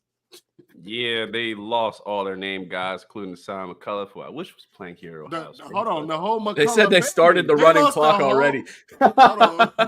They lost the whole McCullough family. Yeah, his son, his brother, his daddy, like they lost the whole family. Yeah, they did bring back their leading tackler from last season, but outside of that, not very much production coming back. So like Ron said, we tried, we looked, and we were like, oh man, they got nobody. But no disrespect, Indiana. No disrespect. John, Tom Allen is a defensive coach, but we watched how they were actually something and becoming something with Kevin Wilson. We just watched it fall slowly down with Tom Allen, bro. Yeah, man, it's off the rails. So yeah, I expect us to cover fully. I expect that game to be a one you watch back and just see different guys, get off and have good highlights. And obviously, this offense to run up the score, bring a new quarterback in. So, Ryan, you have something? Yeah, Mike brought up Tom Allen. Question for you guys before we get out of this topic. We know Justin Fry, Indiana guy, has an immaculate resume thus far. A lot of people peg him for a head coach one day, potentially at Indiana back in his home state. If Tom Allen has an awful season and gets fired, are you concerned that could be a position for Justin Fry to be looking at after this season? And what would that mean if we lost Justin Fry after just 2 seasons to the Hoosiers? Yeah, very concerned. Do not want to lose Justin Fry. I love our coaching staff as it currently sits, as long as Jim Knowles does not make the same mistakes he made last season, and some guys can actually start recruiting. I actually do really like this staff. Justin Fry has come in. He proved his worth last season already. He's got the work cut out for him this season. But if he comes in with an offensive line this season that looks championship level, as we said, and like, okay, we won the championship with this offensive line. He's up there for best offensive line coach in the country. It would be a big hurt to lose him. with this roster coming back, I don't know how Tom Allen keeps his job. I mean, if he can turn this team somewhat decent, then he deserves to have that job. If they have a decent season, then he's proved his worth. But yeah, that is a concern for mine, especially because of the recruiting woes we had before Justin Fry got here, and we're dealing with that now. So yeah, that is one of my major concerns. But hopefully he can stick around for a couple more years. If this was before transfer portal, before NIL, maybe I could see him doing that, right? But you're talking about a major rebuild in talent. Is Indiana known for recruiting? I mean, I do know that they have a couple places that puts out a couple talent, but that talent in that home state, I don't think is, going to even have you as a conference contender. I just think that coaches need to be smart about where they go, and I hope that Justin Fry takes that approach. I don't understand why would you go to Indiana? It's That's his dream job. I mean, it's his dream.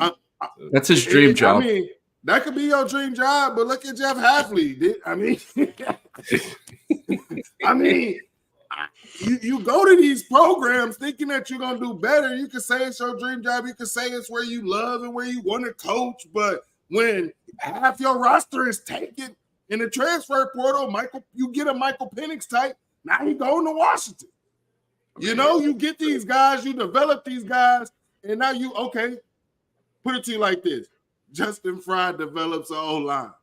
You think ain't nobody going to hit his O-lineman up in the transfer portal knowing that he's an O-line coach?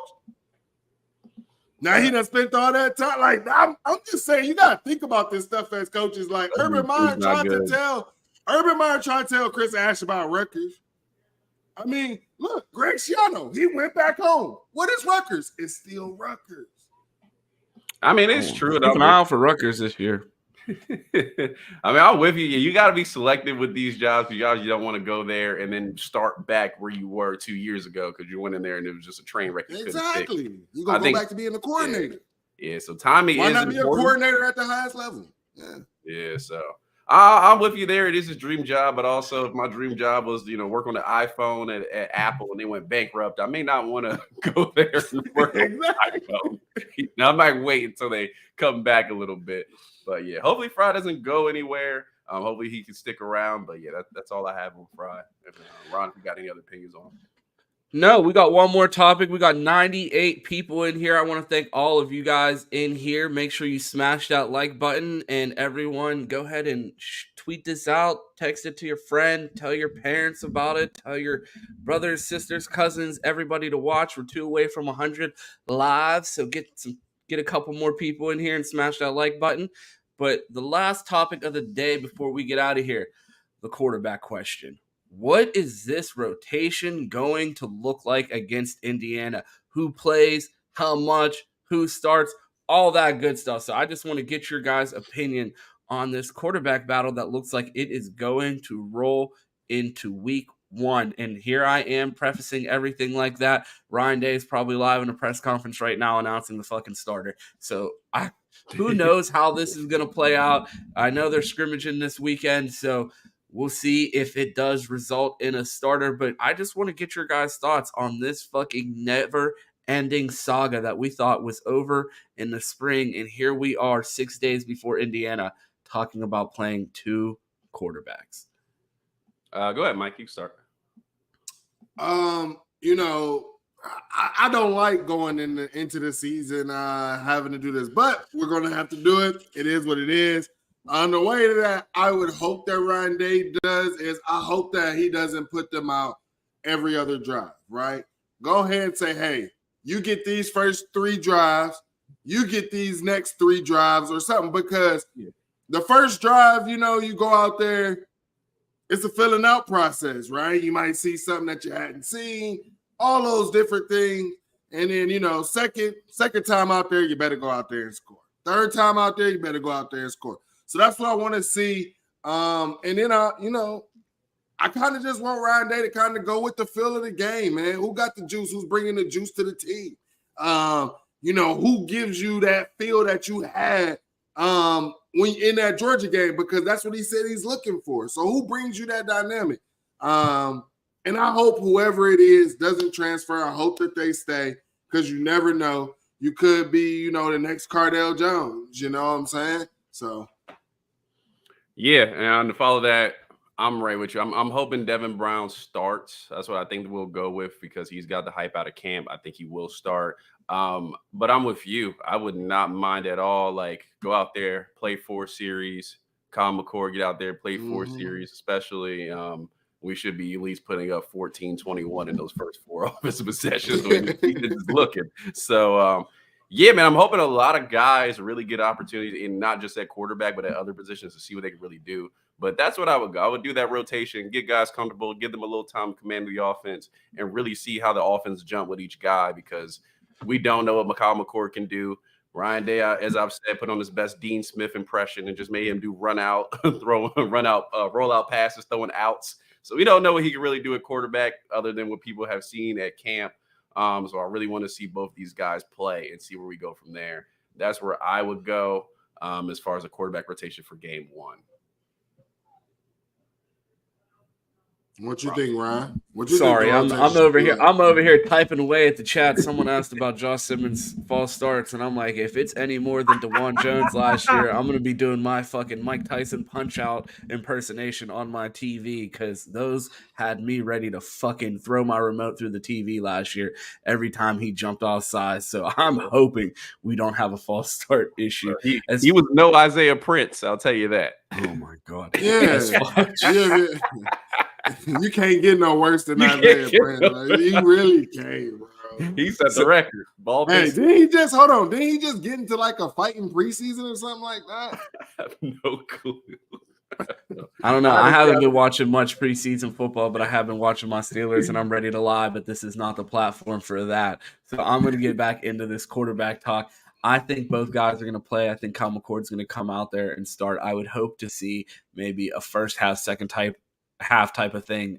Back and forth rotation would probably piss me off and annoy me. So I don't really think there's a fair way to do this. I'm going to probably be annoyed with any way he does it. I would prefer Ryan Day come out here, name the starter, and see the backup not throw the ball at the end of the game like we have for the last 5 years. I want this to be over. So however Ryan Day feels fit to end this, and if he thinks he's going to end it by playing both, that's fine. But let's get this wrapped up. I don't want this going on anymore going into the season. I think both guys are both capable. I think both guys should look great. We talked about the deficiencies in this Indiana secondary, so I think either one should be capable of tearing it up. And I feel like if they both give an equal opportunity, I think the starter will be clear by the end of the game. Fourth quarter, 5 minutes left. Who is out there as the quarterback? Is it hopefully Lincoln fucking Keenholz, because the score better be 72-0. Well, I was going to ask you, is it Tristan Gebbia or Lincoln Keenholz? Lincoln. I'm not Lincoln or Tristan Gebbia at this point. Now that Lincoln's on campus, is a glorified quarterbacks coach that still has a live arm. I don't think that he's going to be expected to come in and get any game reps. I expect Lincoln to see those third string reps, but I don't even think we'll see Lincoln in the first game. But if we do, oh man, will the lies be flowing. I think those last minutes we'll start seeing Tristan Gebbia, and then later on in the season, then we'll see Lincoln Keenholz. What about you, Q? Yeah, I think Lincoln Keenholz is gonna. Hopefully, he gets all of the fourth quarter to really stretch his legs and get out there and play. This should be absolute blowout, man. This shouldn't even be close. So yeah, hopefully him and I want Tristan Gebbia to get some time, man. He came here knowing his role, knowing his position, bring these younger guys on. Obviously, with the experience he's had, he's played in some games, so no shout to him. But hopefully he gets some time at the end of this fourth quarter as well. I want to see everybody play, because this should be a preseason game as far as it's looking. I had to look at it like I didn't know Indiana was as bad as this breakdown was going to make them look. And as soon as I saw that, I was like, well, damn. All right. So hopefully everybody gets to play, man. You know, Ron, suit up. You're in the fourth quarter. Mike, you got linebacker.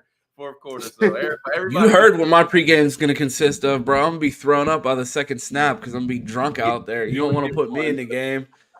Ohio State was winning so much, they put that drunk guy Ron out there. Just don't run on the field. Yeah, you get into that. All right, so that's most of our show. We do have some questions, so let's go ahead and bring those up. And Ron, you want to shoot the questions for us?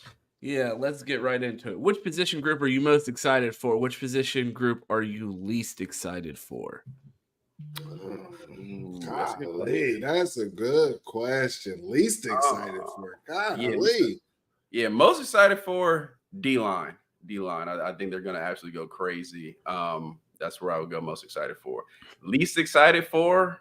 Probably O-line. I mean, we're really, especially the early games, we shouldn't really get tested like that. If we do, ring the alarm. But O-line, not excited there. I think it'll be solid in the run. I think pass pro is going to be a little questionable early. So that's what I'm least excited to see. For me, most excited for is safety. We're going to see our Ohio boys out there, Sonny Styles and Malik Hartford. I want to see them be a part of bringing BIA back, and the fact that Tanner McAllister will not be in my secondary brings a smile to my heart. As far as least excited, tight end. We all know who's going to fucking play. I don't want to see Cade Stover running fucking slot fades on 4th and 2, dropping the fucking ball again. The health of my TV is at risk because, again, things that make me want to fucking punch my TV. Cade Stover dropping the fucking ball. I think he's a great leader. I think he's a great inline blocker. I think he brings great value to this team. The slot fade is not his fucking move. Like, please, let's take that out of the fucking playbook. Let's stop throwing to him on 4th down and in the fucking red zone. Let's get a nigga out there that can catch. And, I'm the least excited about tight end because I feel like we have significantly more dynamic players than we're going to see out on the field. And, it doesn't excite me. Yeah, so my least excited for is going to be the linebackers, man. If the linebackers stay the way they are,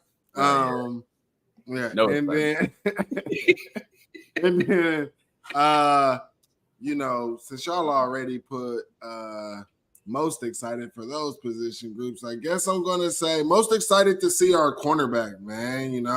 Cornerback, except for quarterback. Cornerback is one of the hardest positions to play on the field, man. I want to see if these guys can actually be on an island. I want to see if we are actually going to look good in man coverage, or do we have to play zone every time? So I'm really excited. They've been pumping me up about Denzel Burke and him getting back to his freshman season and being more aggressive.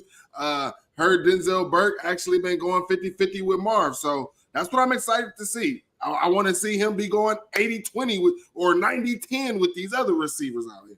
Okay, I thought you were going to say against Marv, because then if I'm no, against these other if you're going 50-50 with Marv, you better be going 90-10 or 80-20 with these other receivers out here, flat out.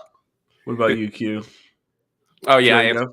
Yeah, okay. He already did it. All right, next question. We got our guy Matt.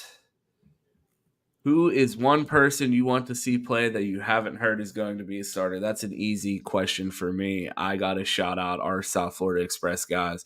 I want to see Brandon Ennis play. I think he is going to be one of the most dynamic players on this team with the ball in his hands, and I think he has to get on the field this year. So I want to see B.I. get his opportunity. I'll go second here. Throw a curveball of a guy we've heard a bit about but haven't really seen. Gabe Powers, second year in the program.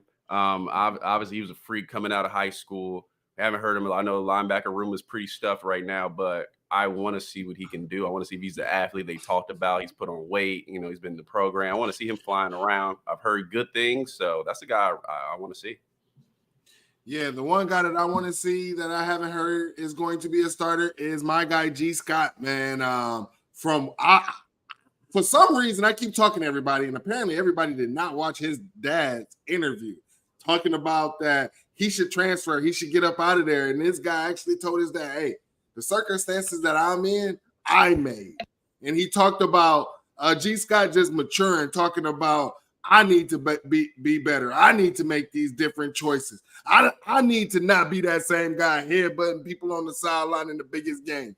So I'm really excited to see G. Scott came into Ohio State as a wide receiver with a lot of traction. We saw with what Kyle Pitts was able to do at tight end, and he thought that he could be that same type of mode. I don't think he's going to be a Kyle Pitts, but I would like to see a more wide receiver friendly guy in the tight end position and a more athletic guy than Cade Stover.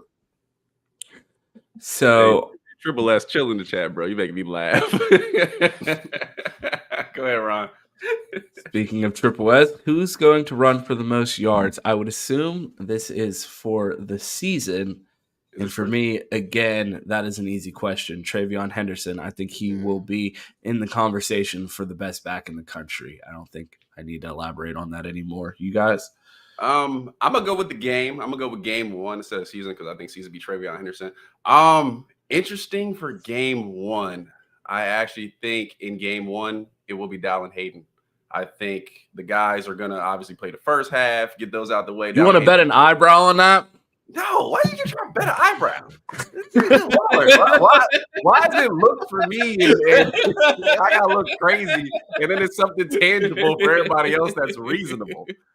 Now, I say that because I think it's going to be a blowout early. They're going to get the rotation. I think Dallin Hayden will get a hefty amount of snaps in the second, third quarter, obviously going in there before more guys get in there in the fourth. So I would go Dallin Hayden for game 1. So for the season, yeah, like Ryan Day said. Fucking say. Ryan Day basically came out and no, you don't know that. Ryan Day basically came out and said, this guy's the guy. Ain't no ifs, ands, or buts about it. This guy's the guy, and everybody else is fighting for backup spot. And that's going to be TreVeyon Henderson who's going to have it on the season. But starting the game off, man, who's going to have the most rushing yards, man? Chop, baby, let's go. Mayan Williams going to have the most rushing yards. I knew he was going to say Mayan. I knew it. Talk about me. As soon as he said Trey was going to be the guy for the season, I was like, this is setting up for a Mayan Williams segment. Hey, man, let's go. Yeah, 3K trail in the season. Get those t-shirts to you soon. So our guy Craig here with a question. You think we're going to run gap or zone scheme this year, praying for gap getting these linemen downhill hitting people? I'm right with you, Craig. I don't want to see more zone schemes as well. Maybe just a little bit sprinkled in, but I'm definitely for that power run game, looking for that gap scheme. We did that last season. We did it to success, especially with Mayan Williams in the game. That's what I'm hoping for. Get these guys downhill. Don't make Trey make some decisions reading the hole. Just, hey, hit the hole and go. I would love to see a lot more of that this season. Yeah, I know we definitely won't be running a lot of stretch. Apparently that stretch was some Kevin Wilson type stuff. As you saw, it never really was working. What was working was when we was running in between the tackles. So, I think you're going to see – I forgot what Zach was watching minutes and what they said Justin Fry, because he's run game coordinator or whatever and is going to be scheming these up. I'm not sure which scheme that he actually likes the most, but I know that these linemen will definitely be getting downhill. And again, like I said earlier, these linemen didn't really have to work on run blocking. Like they can run block. They have to work on pass blocking. This run game going to be nasty this year. Yeah, Justin Fry, he's a power run guy. That's what they did at UCLA. Guys downhill, pulling guards, things like that. So he's more of a power run guy. So I think we'll see that more this season. Ron? Yeah, I really don't have a preference. I'm just interested to see the balance and the type of run scheme that Justin Fry puts out there. I think it's going to be different than Kevin Wilson. I think that they're going to try to pound the ball. I really think that they're going to try to get downhill. So I'd like to see Trey really just get the ball and go. And I'm interested to see how much they run the ball this year. It seems like we throw the ball all the fucking time, but we still tend to usually have right around a 50-50 split, except for that year when we didn't have a defense. And, we had CJ throwing 60 times against Oregon. But I feel like that's not going to be the case this year, and we're going to have a chance to run the ball. So I think a much more balanced offense is to be expected. How they do that, I'm not sure, but I definitely do think we will run significantly more this year. We hit on the Josh Simmons over/under 2.5 false starts first game. Quick predictions. Under, please. Under. It's definitely going to be under. Even if he gets 2, it's under. I did not get the Geek Squad protection plan on my TV, so for the sake of my wallet, I'm going to go with under because I don't want to have to replace my TV after quick this question. game. Is false start the most infuriating penalty to you when you watch games? Especially, yes, when you know the snap count, yes, you goddamn right. It pisses me off, bro. Yeah, absolutely. I used to slap my old lineman upside the head with that shit. Yeah, my camera will not fucking focus, but we're going to keep the show rolling. Next question, Triple S again. Who do you think our starting 4D line will be? Who's going to rotate with them? Yeah, I think it's pretty set in stone. Mike Hall, Tyleek Williams. I've heard the Tywone Malone hype. I know Cam and Mike had Tywone Malone hype, in one of the Buckeye BSs that I missed, but I'm here to tell you, let's shut all that shit down. Tyleek is the guy. He's the starter. He's a first-round talent. He's from right over there, right outside my house. I can see his school. He's from Manassas, Virginia, so shout out to him. Yeah, man, Tyleek is the guy. And then JTT, Jack Sawyer. That would be my starting 4. Rotated in, Tywone Malone, Ty Hamilton, Kenyatta Jackson, Katie Curry. Let's roll. Oh, you so damn disrespectful, man. God damn. Anyways, so yes, Tyleek Williams will be a starter, just like you said. All those 4 guys will be a starter, but you will see a lot of rotation with Tywone Malone, man. He's been focusing, got his body right as only on football, man. And all of the praise that we've been hearing, how can I not think that he's going to be a factor? Normally we had drop off when we saw our D tackles go in there. We're not going to even say their names. Not even worth it. But you're also going to see my guy, Hero Kanu, man. I'm actually ready to see Hero Kanu get some game reps. Let's not forget about that. You'll see Caden Curry, rotating in on the DN. And I don't understand. People not talking about Kenyatta Jackson. So, from what I heard about Kenyatta Jackson, the NFL scouts is looking at him saying, man, is this guy ready this year? Is he coming out this year? No. He's only a sophomore, so he can't come out this year. You guys all got it wrong, and I'm here to burst everyone's bubble. The starting 4 are going to be JTT, Jack Sawyer, Mike Hall, and Ty Hamilton. Everyone keeps saying Tywone Malone. Everyone keeps saying Tyleek Williams. Ty Hamilton is going to be the guy that starts there with the 4. I don't know how mad that makes you guys, but I am confident that Ty Hamilton will be the 4th starter with that defensive line. I think all 4 defensive tackles are going to play significant minutes. I think Hero Kanu may get into that rotation a little bit. I feel like that has to be said because Cam's not here. If not, he would be start deleting episodes off the channel if we didn't bring up Hero Kanu. So I wanted to make sure that is said, that I think he will get some snaps, but I think Ty Hamilton's going to be that 4th guy, much to everyone's dismay who wants to see Tywone Malone or Tyleek Williams out there. But I think Ty Hamilton will be the guy starting out there next to Mike Hall. Quick question. Is Amari Abor hurt? Because I heard he was hurt. But yeah, bro. ACL out for the season. I don't know if it's ACL, but he had some sort of surgery, and he will not be playing. No, I know what Q's talking about. No, because dude was out there in pads. Yeah, we was watching him. He's out there in pads and just like a knee brace running around. So I'm recently? Yeah, when they released the D-line highlights, he had the knee brace on, like the one you could play with. And he's out there running around. So I'm like, is he? And wasn't he on one of the cold takes too? Like chilling, like, and this is like post-surgery. Yeah, I'm like, is he really hurt or what are we doing here? I guess we'll see when it comes unavailability report. Yeah, we'll see. 3 minutes. Shout out to the Big Ten. No, they got to do 2 hours before the game. Oh, fine. Yeah. They getting ready for that college fantasy football. Our guy Matt with another question. Over under 2.5. Wrong question. Starting quarterback over under 300 passing yards. I will start off with that one. I'm absolutely taking the under because I think whoever starts plays about half the game. So, or maybe even only 40% if we're blowing people out and make it all the way to our 3rd string quarterback. So I do not see either quarterback throwing for over 300 yards in the first game. Yeah, I'm with Ron on that. Yeah, I'm definitely taking the under. We don't even have a starting quarterback. And I believe that this game against Indiana, you're not going to see many passing concepts. unless Ryan Day just trying to get somebody a dang on Biletnikoff. I think this is going to be more on the running game in this game, mixed in with some play action pass. Yeah, and here under. If you see that bet somewhere, let me know. a lot of 12 personnel in this game. Be expecting that. Yeah. Another over-under from our guy, Matt. JTT, Jack Sawyer, Kenyatta, and Mike Hall. Those four, do they combine for over 2.5 sacks? Over. I'm riding the hype. Give me the over. I'm riding hype. Especially I think, Kenyatta going to have 2 himself.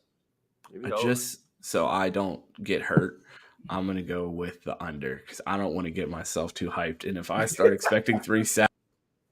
All right. We just he finally called the L on that. What are we talking about? That's a bad take. He's been fired. You've been fired. How are we going to let these guys get 3 sacks when Tommy Eichenberg's going to have 9? It's just going to be hard when Tommy's forcing these guys off the field with elite defensive play from the linebacker position. So I think it's going to be hard to rack up 3 sacks when Tommy Eichenberg has 10 in the first quarter. He will be drug tested and out for the rest of the season if he got 10 sacks in the first quarter. I thought you were talking about me for a second. I was about to leave the stream again. They already drug tested one of our players. So. I'm sorry, just made me think what Chris said about let's not see a trend. I don't think they got any more performance-enhancing tests, so if you guys got to do what you need to do this year, go ahead. Not afraid of a cycle or 2. Hey, Mike, did you see what Chris said on the timeline? What did he say? No, so everybody knows Raymond on Twitter. He's a trainer. He's at oh my God. What's Raymond, 6'4"? He's like 6'4", 240, bro. He looked like he could be playing jack for Ohio State. Yeah, so he's huge. So he got this picture on Twitter when he's lifted. And Chris was like, Raymond, like he's been working out with Big Chris. He on that peptide plan, man. Our boy Ramon out here. I know every time we're in the spaces and someone starts talking crazy, Chris Drew says, Ramon gonna smack the fuck out of him. Everybody thought it was funny when he used to have that picture of that guy named Harry as his profile picture, and now he showed his face and he's 6'4", 240. I don't think niggas want smacked by Ramon anymore. So watch your mouth in the spaces because Harry out here lifted. That goes to you, Evan. So on Triple S with another question. We hit on this earlier. Who do you think gets the nod at DBs? I know Q gave his answer. So if you missed that, go ahead and rewind a little bit because it is in the show. And then we got another one from Triple S. Shout out to Triple S, man. Been crushing it with the questions. You guys are all acting shy in the chat. 105 people in here. Smash that like if you're not going to send a question. We appreciate you guys in here. How many times will Q be kicked off the next pod? Over, under 8. Well, we got the Buckeye Roast tomorrow at 8 a.m. And if we went over 2 kicks in that show, that would be a new record. So I'm going to have to take the under. I think 8 is a little high. But for game week, I might take the over there because we got 7 shows this week. I might take the over because he's been I gotta get this man a pair of knee pads from the BDMG store because bro's been fucking giving way too much Michigan love and I'm just not having it. This nigga really said on our podcast, on our platform, that he wants JJ McGame manager as our fucking quarterback. I did not say I want. I said based you was over here clamoring for him, bro. That's where you would take that hoodie off. You got a JJ jersey on under there? Yeah, I got 2 actually. I got both white and in away. Bow that man. Bow his head. Oh man, but yeah. But DB, Josh Proctor's got to start. That's my DB take. That's who really needs to play. Bro, you're gonna be able to visit. You're gonna be able to pay $250,000 for an Ocean Gate tour to see fucking Q on Josh Proctor Island when that shit sinks into the ocean and hits the fucking ocean floor. Because I promise you, bro, no one's coming to save you from there. I just want to say shout out to the chat, boy. They packed up some other fan bases. Hey, our chat is ruthless, man. If you think that you're gonna come in here and just get off with your little team, they ain't having it. It ain't having it. Man, so this is a good time. We got through most of our questions. It's a good time to plug again. So this week, if you know what we got coming up or you're new to the channel, I know we got a lot of people. First of all, bro, we're chasing, and I know this sounds crazy, 5K. We're chasing 5K subs, trying to get there before the season. Channel has exploded. So definitely if you're new here, we appreciate you having you, appreciate having you, appreciate you finding us and tuning in. It's a great time, obviously.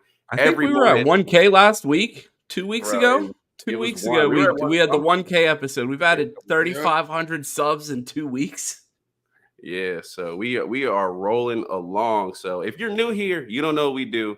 Every morning, Buckeye BS, Monday through Friday, me and Ron will be in here Buckeye Roast. I'm sorry. Buckeye Roast this morning. Me and Ron will be here at 8 a.m. We did a Penn State preview last week, so check that out. It'll give you tune into them and how our matchup will go this season. Mike does his show at 6:30 every Wednesday. No, 7:30 Eastern, 6:30 Central Time for those of you who might be in Texas. So who does he do that show with? Yeah, national show. Mike. National show, man. We got Truther on there. We got Cam. We got Disney as our producer. We got E.G. LaFleur. And you also got myself, man. Check us out at Best Damn Media on Twitter, on Instagram, because we got some fire content that's been dropping every Disney been killing it with the micro content. Enough with the content. Most definitely. Also this week, y'all may have heard of him as a small, content creator. He's on Minister Sports. Big Chris Drew will be here with me on Thursday. State of the program. If you have not seen State of the program, we come. We bring the energy. We grade the team hard. We'll give you our expectations for the season. It'll be 2 days before game day. So we will be hyped. We will be drinking. It's Thursday, so bring your happy hour mood and bring a drink with us. Oh, it's okay when you drink at 7 o'clock on a Thursday, but it's a problem when I do it at 10 a.m. on a Saturday. Double standards. Okay. I see what we're doing out here. We will also add in the AA hotline for Ron at 10 a.m. So we'll be doing that now this weekend. So we will have the pregame show starting at 10 a.m. Obviously, our first edition of the pregame show. So we'll get in there for that. That should be an exciting time. We'll have some guests for y'all. We'll change it up. So that should be fun. I'm excited to see how that goes. And then post-game on Bleacher Report, Ron will be in there giving you his instant post-game reactions. We were back to Bleacher Report. If you did not see that last episode, Ron went there and killed it. They invited us back. So the boys is on Bleacher Report. Hopefully get that reoccurring spot. It looks like we doing something. So Bleacher Report, download that app. Check us out. Definitely appreciate them having us. And that is our slate for this week. Yeah, so make sure that you hit that notification bell because we are going to be dropping content like crazy. The season is officially here, and we are live 7 days a week on this platform now. So make sure that you're subscribed. Make sure you have those notifications turned on because we are constantly pumping out content. Follow us on Twitter so you can see the content that we do on other channels. We've been on Mark Rogers. We've had appearances on Menace. We do the streams in the Bleacher Report app. And also we watch every Buckeye game on Playback TV. You can log in with your cable provider and go ahead and watch the games along with us. Shout out to our guy Mike for holding it down for week 0 was on there for the Notre Dame game, the USC game. So if you want to watch the games with us, you're able to log in with your cable provider and watch the games along with us. And it's like being in the space for the games. We do have one question before we get out of here that we missed. Who do you think will be the hardest hitting highlights on the defense? Some clowny type shit by the end of the year. And it's going to be Malik Hartford. He is going to get a targeting penalty this year. I can guarantee it. He's going to fucking kill someone. And it's not even be one of those targeting penalties where it's helmet to helmet. It's going to be one of those modern day sissy targeting penalties where it's like, all right, I know we're playing football, but I mean, you just can't hit them that hard. You're wilding. And I feel like we're going to see one of those from Malik Hartford. Someone is going to fucking get their shit rocked. Yeah.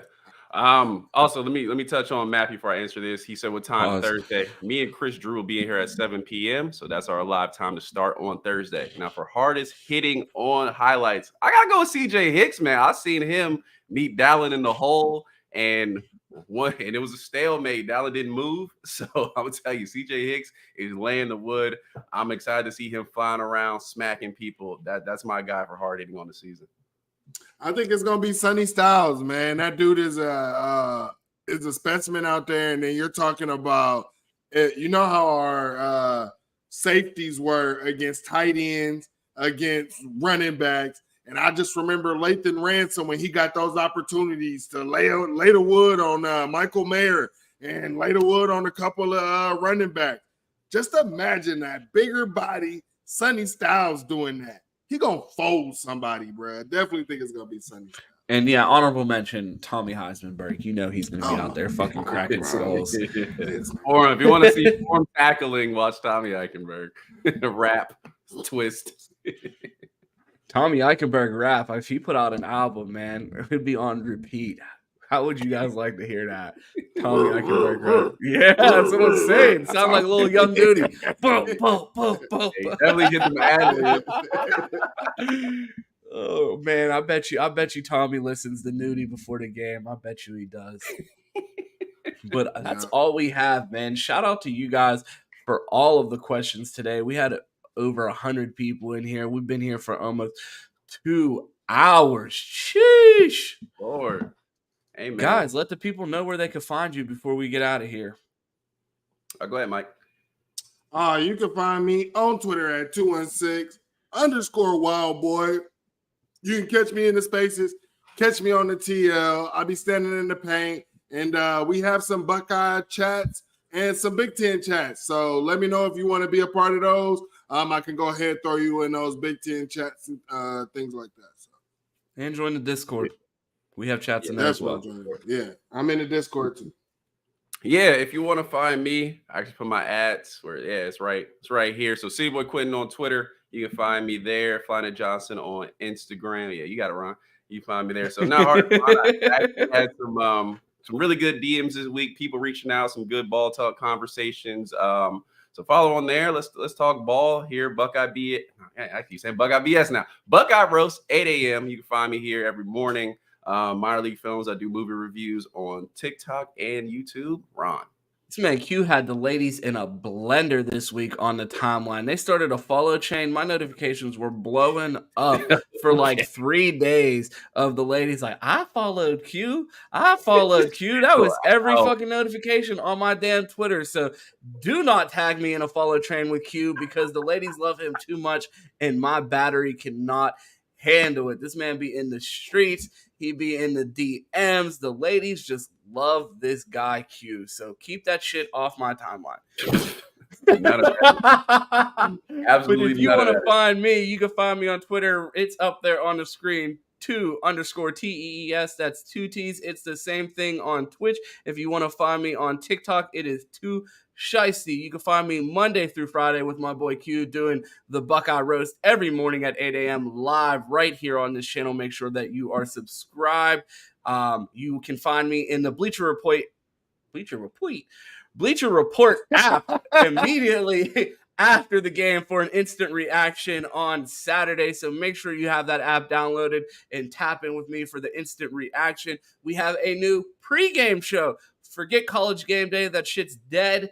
The new college football pregame show is right here on this channel, 10 a.m. to 11:30 every Saturday starting week 1. So make sure that you tapped in, hit that notification, and come spend your mornings with us on Saturday. And, of course, here every Sunday at 10 a.m. for Buckeye BS. We appreciate you guys joining us today, and have a great Saturday. Go Bucks.